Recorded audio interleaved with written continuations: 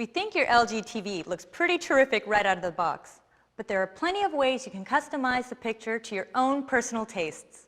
Press the Home button on the Magic Remote, then click on the Settings icon up here in the corner. This will take you to the Quick Settings menu, and the second choice along the left here is Picture. Click that, and now you can start with the Picture mode. Your LG Smart TV arrives preset in the energy-efficient Auto Power Save mode, but several other preset modes are also provided, each optimized for your viewing preferences. For example, Cinema mode reduces the sharpness for a less harsh, more filmic look, while Sports turns up the contrast so the ball and the players are easier to follow.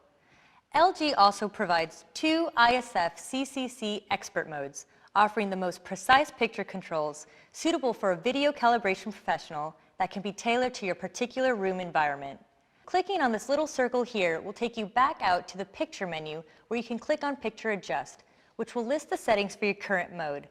Select any one setting and you'll be taken to the sliders to make any desired adjustments. You can toggle between specific picture settings within each mode by clicking on these up or down arrows in the bottom right corner, then using the slider bar.